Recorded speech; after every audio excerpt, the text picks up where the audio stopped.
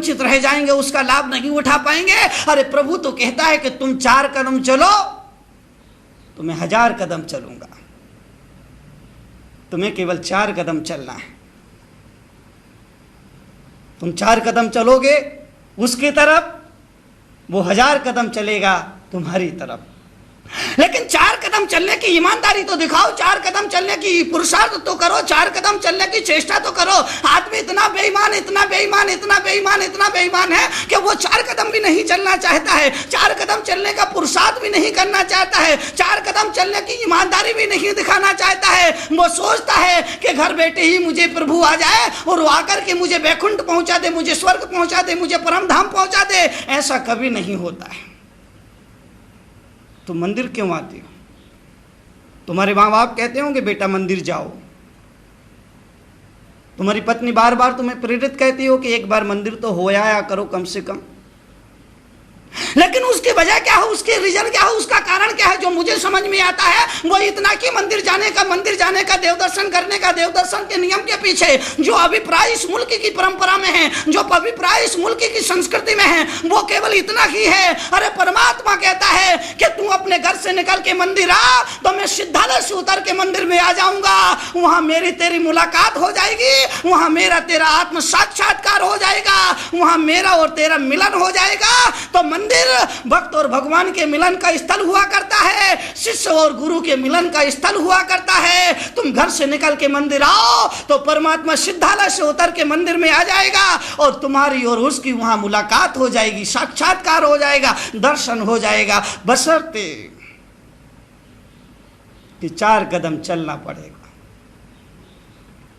लेकिन तुम इतने बेईमान लोग हो, 4 कदम चलने के लिए भी राजी नहीं, 4 कदम चलने के लिए भी तैयार नहीं हो, 4 कदम चलने के लिए भी होशियार नहीं हो, 4 कदम चलने के लिए भी मन में भावना नहीं बनाते हो। तो याद रखना, ये जीवन इस तरह आया है, एक तरह इस तरह चला जाएगा। आदमी का एक जीवन व्यर्थ चला जाएगा, एक जीवन का क्रम कम हो जाएगा। और इन जिंदगी में जब वो घटना घटेगी कि पत्ता टूटा डाल से लेगन पर ले गई पवन उड़ाए और अब के बिछुड़े नाम मिले दूर पड़ेंगे जाए। एक दिन उस वृक्ष की पत्ता से, डाल से पत्ता टूट जाएगा। डाल से पत्ता टूटा और बिखर गया, ऐसा बिखरा कि दोबारा उस डाल पर नहीं पहुंचा। और ठीक इसी तरह अगर जिस परिवार में तुम रहते हो उस परिवार से अगर एक बार तुम्हारी अर्थी उठ गई और कंधों पर रख कर के शमशान पहुंच गई तो दोबारा उस परिवार के सदस्यों से मिलना संभव है। इस मुल्क का ज्ञानी आचार्य कहता है, इस मुल्क का ज्ञानी मुनि कहता है, इस मुल्क का ज्ञानी ऋषि कहता है, इस मुल्क का ज्ञानी तीर्थंकर कहता है कि पत्ता टूटा डाल से ले गई पवन उड़ाए, अब के बिछुड़े ना मिले दूर पड़ेंगे जाए। अगर एक बार पत्ता डाल से टूट जाता है तो दोबारा उस डाल पर नहीं पहुंच पाता है। और एक बार परिवार से किसी की अर्थी उठ जाती है और वो अर्थी कंधों पर सवार होकर शमशान पहुंच जाती है तो फिर उस परिवार से जुड़ना नहीं हो पाता है, फिर मुलाकात नहीं हो पाती है।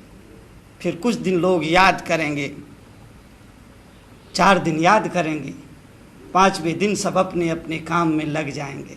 2 दिन आंसू बहाएंगे, 4 दिन शोक मनाएंगे, 5वें दिन तुम्हारे नाम लेने वाला कोई नहीं होगा सिवाय 2-4 लोगों के अलावा। और तुम ये मत सोचना कि तुम्हारे जाने से दुनिया की रौनक कम हो जाएगी।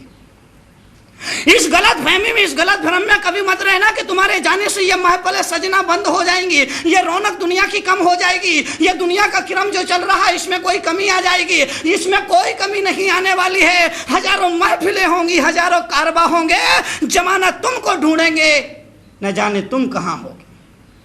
हजारों महफिलें होंगी, ये महफिलें इसी तरह से सजती रहेंगी, ये दुनिया की गतिविधियाँ इसी तरह से चलती रहेंगी। ये दुनिया की रौनक, ये दुनिया की चहल पहल, ये दुनिया का ताम झाम ज्यों का त्यों रहेगा।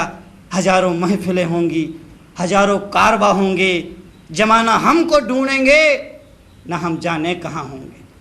यह जमाना हमें ढूंढता रहेगा लेकिन हमें नहीं पता कि हम कहाँ पर होंगे। हमारा कोई एड्रेस नहीं होगा, हमारा कोई पता नहीं होगा, हमारा कोई परिचय नहीं होगा।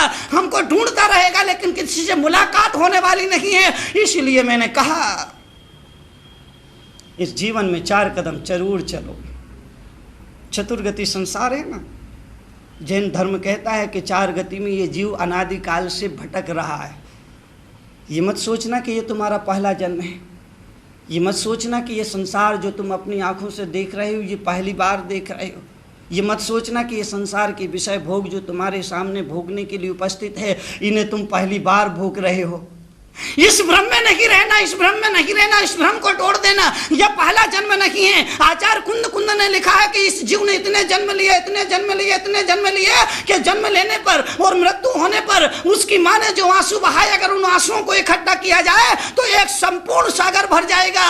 और इतनी बार मरण हुआ, इतनी बार मरण हुआ, अगर हड्डियों को इकट्ठा किया जाए तो एक सुमेरु पर्वत, हिमालय पर्वत के बराबर ढेर लग जाए। इतने जन्म तुम ले चुके हो और इतनी बार मृत्यु का आलिंगन कर चुके हो। ये पहला जन्म नहीं है, पहली जीवन की कहानी नहीं है, ये पहली दास्तान नहीं है, ये तो बहुत लंबी कहानी है। जीव आता है, संसार को देखता है और रवाना हो जाता है। इस तरह से एक क्रम कम हो जाता है।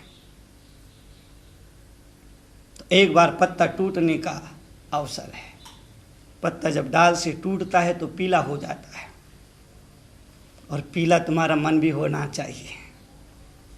जब मृत्यु तुम्हारे जीवन को तोड़े, जब मृत्यु जीवन पर प्रहार करे, जब मृत्यु जीवन को लेने के लिए आए, उससे पहले तुम्हारा मन पीला हो जाना चाहिए। पीले मन का मतलब है कि धर्म के प्रति भावना जागना चाहिए। पीलापन संसार से विरक्ति का बोध देता है। पीलापन संसार से विरक्ति का परिचायक होता है। हमारे धर्म में केसरिया रंग को चुना है। केसरिया रंग से धर्म की शुरुआत होती है। कभी पूजा पाठ होती है, महिलाएं केसरिया वस्त्र पहनती है, क्योंकि वो केसरिया वस्त्र, वो केसरिया रंग, वो धर्म का परिचायक होता है, वो विरक्ति का परिचायक होता है, वो धर्म को जीने का परिचय दिया करता है। तो पत्ता पीला हो गया, इसका मतलब वो डाल से टूट रहा है, और आपके भाव पीले हो गए, आपकी विचारधारा पीली हो गई। इसका मतलब आप संसार की डाल से टूट करके धर्म की वृक्ष की छत्र छाया में बैठने के लिए जा रहे हैं। इसलिए कहते हैं ना, केसरिया केसरिया आज हमारा रंग केसरिया।